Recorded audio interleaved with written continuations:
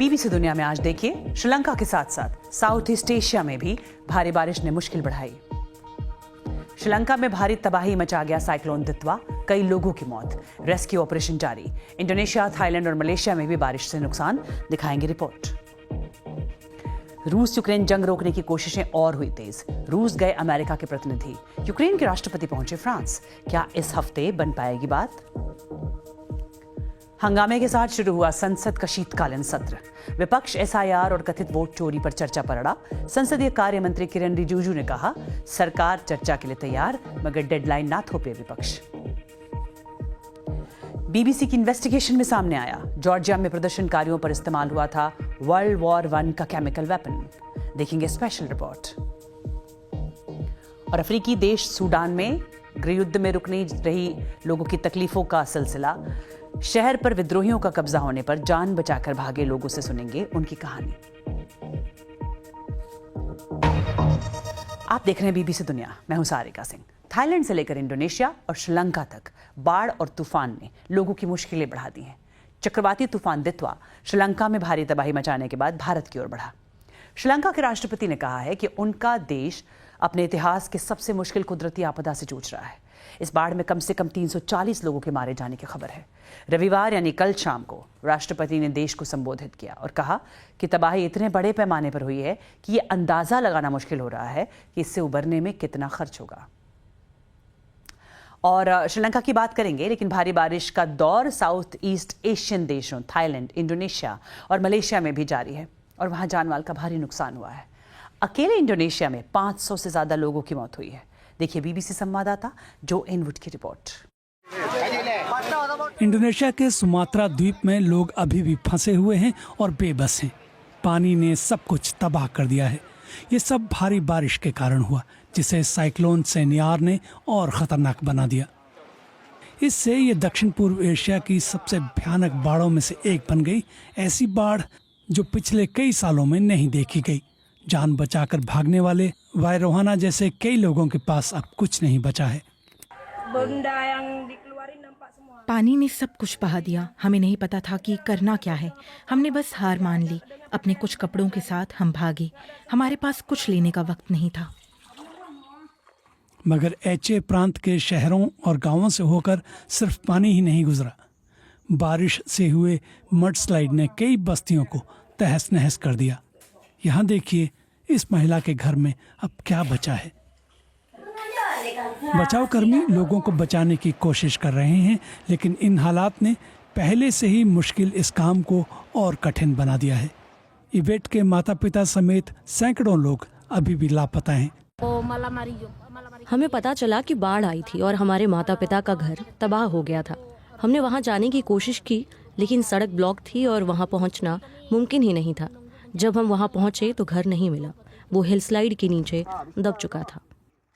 सरकार पर इसे राष्ट्रीय आपदा घोषित करने और पीड़ितों की ओर ज्यादा मदद करने के लिए दबाव बढ़ रहा है। हालांकि सबसे ज्यादा मौतें इंडोनेशिया में हुई हैं, लेकिन थाईलैंड और मलेशिया में भी काफी बाढ़ आई है और जानमाल को भारी नुकसान हुआ है।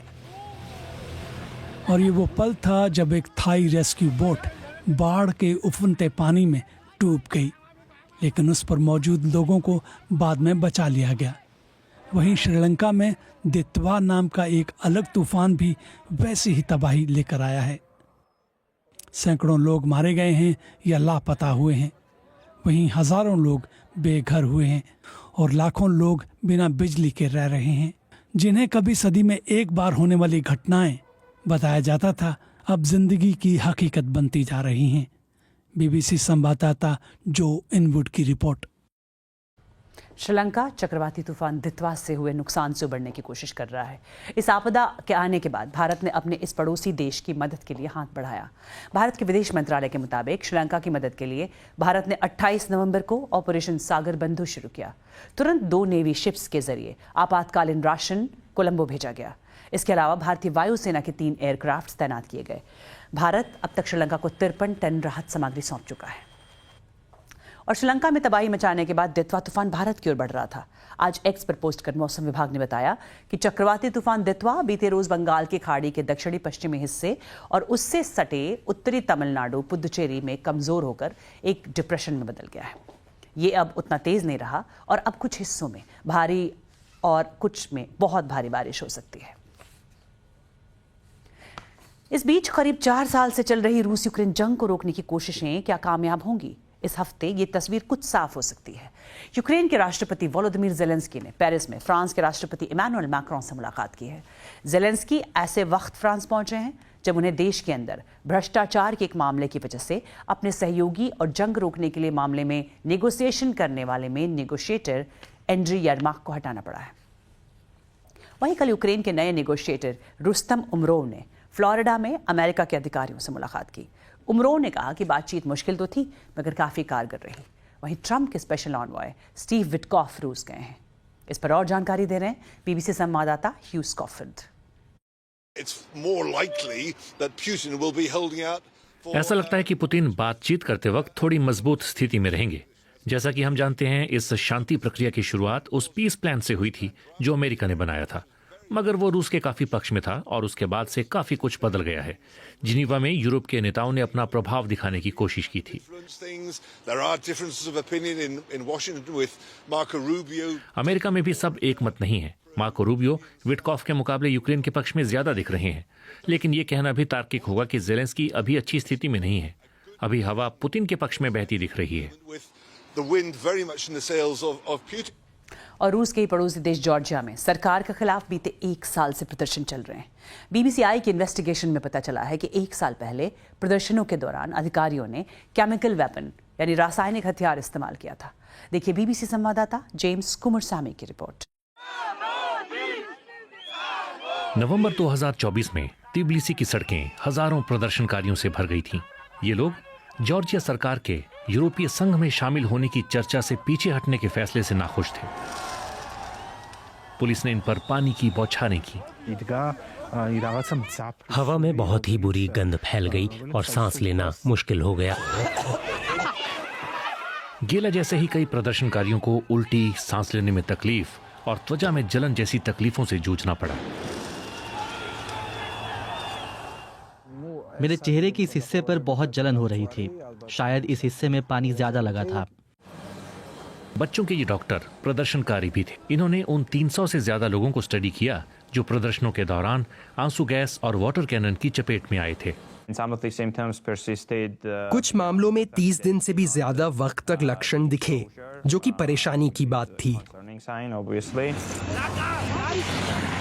सरकार ने कहा है कि पानी में वैध ढंग से केमिकल मिलाए गए थे, मगर कौन से, ये बताने से इनकार कर दिया। बाद में वैज्ञानिकों ने इन केमिकल्स की पहचान कर ली। एक तो था ट्राइक्लोरोएथिलीन, जो स्किन के जरिए शरीर में दाखिल होकर लिवर और नर्वस सिस्टम को नुकसान पहुंचा सकता है। दूसरा केमिकल माना जा रहा है केमाइट, जो वर्ल्ड वॉर 1 के दौरान हथियार की तरह इस्तेमाल किया गया था।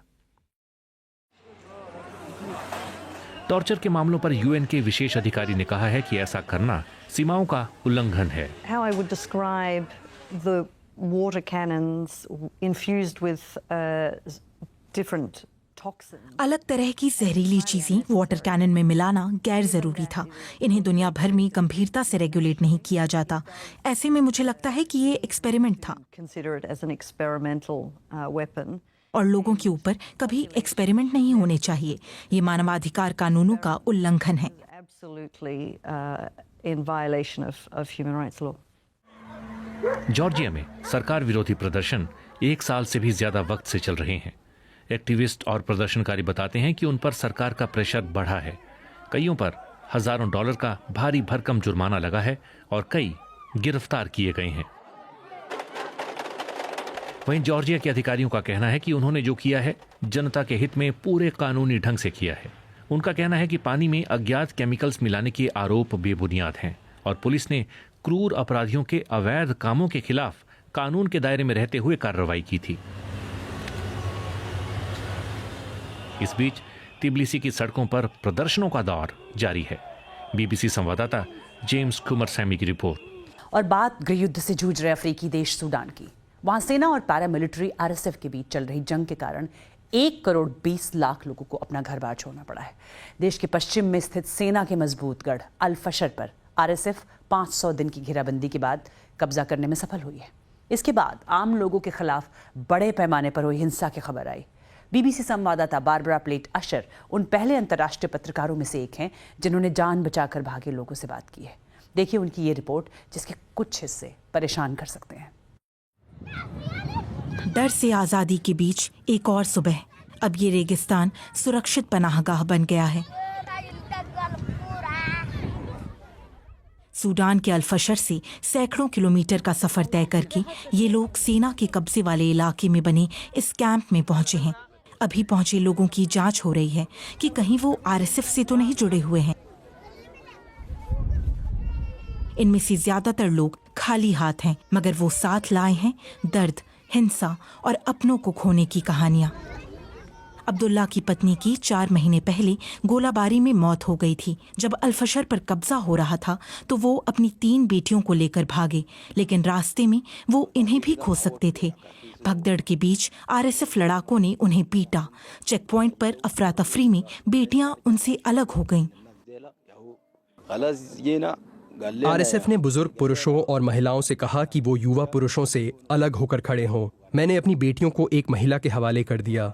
आरएसएफ बड़ी सी गाड़ी लाए और हमें डर लगा कि कहीं हमें जबरन भर्ती ना कर लिया जाए। कुछ लोग भागकर पास की बस्ती में छिप गए। पूरी रात मैं यही सोचता रहा कि अपनी बेटियों को कैसे खोजूं। मैंने कई लोग खोए हैं। डर था कि उन्हें भी ना खो दूं। अल-फशर पर कब्जा हुआ तो लोग अलग अलग जगह भागे। ये उन जगहों में से एक है जहां कैंप बनाए गए हैं, लेकिन एड एजेंसियों का कहना है कि खतरे, गिरफ्तारी के डर या सुरक्षित निकलने के लिए पैसे खर्च करने के डर से कई लोग ज्यादा दूर तक पहुंच नहीं पाए। जो यहां तक सुरक्षित पहुंचे हैं उनकी हालत सही नहीं है। लंबी घेराबंदी और शहर पर कब्जे के दौरान हुई हिंसा से परिवार बिखर गए हैं। यहाँ ज्यादातर महिलाएं हैं। कई अपनी पहचान नहीं बताना चाहती ताकि जो लोग पीछे रह गए वो सुरक्षित रह सकें। ये महिला अल-फशर में उस समय नहीं थी जब कब्जा हो रहा था। इनके बच्चे भागने में कामयाब रहे, लेकिन बड़ी बेटी को डर था कि कहीं रेप ना हो जाए।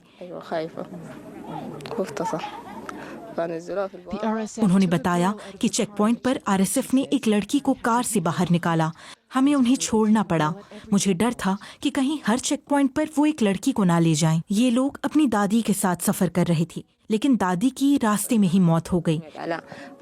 उन्होंने कहा कि मुझे पहले लगा कि दादी खाने या पानी की कमी से बेहोश हो गई हैं, लेकिन डॉक्टर ने मुझे कहा कि आपकी दादी अब इस दुनिया में नहीं है। अब्दुल कादिर को अल-फशर पर कब्जे के दौरान पैरों में नर्व डैमेज हुआ क्योंकि उन्हें डायबिटीज की दवा नहीं मिल सकी, लेकिन आरएसएफ के डर से भागने के दौरान उन्हें दर्द का एहसास तक नहीं हुआ। वे बुजुर्गों और लोगों पर गोलियां चला रहे थे। अपनी बंदूकें उन पर खाली कर देते थे। आरएसएफ के कुछ लोग अपनी गाड़ियों में आए। वो किसी को जिंदा देखते थे तो गाड़ी से कुचल देते। चेक पॉइंट पर जब उन्होंने पुरुषों को महिलाओं से अलग किया, बूम बूम बूम, उन्होंने पुरुषों पर गोलियां चलाई। आरएसएफ ने बीबीसी से कहा कि वो कुछ लोगों की ओर से किए गए उल्लंघन की जांच कर रही है, लेकिन उसने सुनियोजित तरीके से अत्याचार करने के आरोप को खारिज किया।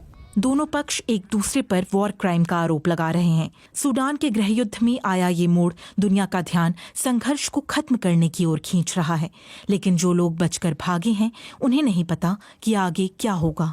बीबीसी संवाददाता बारबरा प्लेट अशर की रिपोर्ट। रुख अमेज़न का, जहां मिलते हैं ये वैम्पायर बैट्स। जैसा कि नाम से ही पता चलता है, ये चमगादड़ सिर्फ दूसरे जानवरों का खून पीकर जिंदा रहते हैं। यहाँ पाए जाने वाले लाखों चमगादड़ जानवरों को ही नहीं, कई बार इंसानों को भी काट लेते हैं, और इसी वजह से ये बड़ा खतरा भी बन गए हैं। अब इन चमगादड़ों की वजह से रेबीज के मामले तेजी से बढ़ रहे हैं। कुछ हद तक इसके लिए क्लाइमेट चेंज को भी जिम्मेदार माना जा रहा है।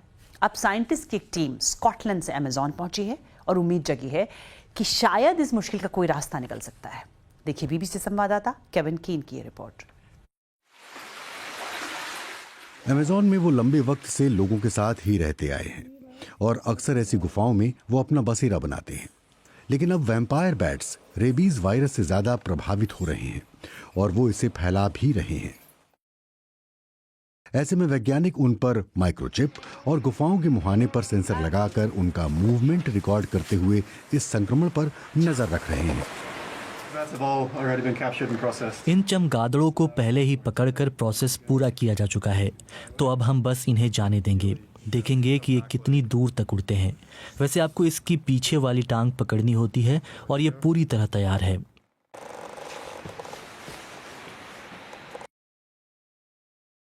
वैज्ञानिकों के मुताबिक रेबीज का दायरा सालाना 15 किलोमीटर की रफ्तार से फैल रहा है।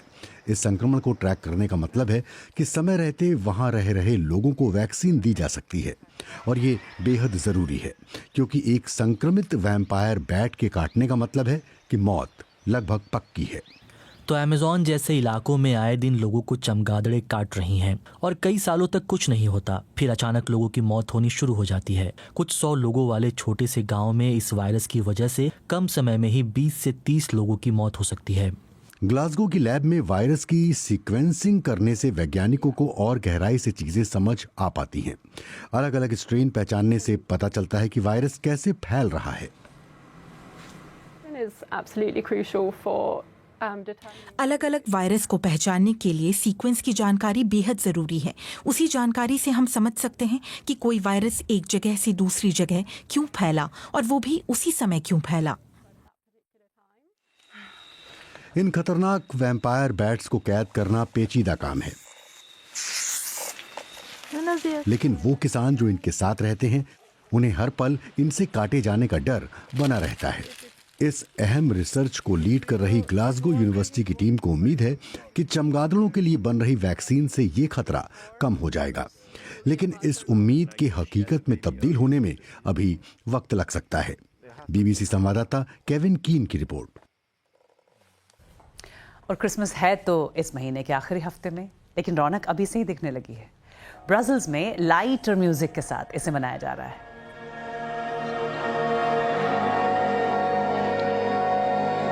वहां के ग्रैंड पैलेस पर क्रिसमस के रंग कुछ ऐसे बिखरे हैं।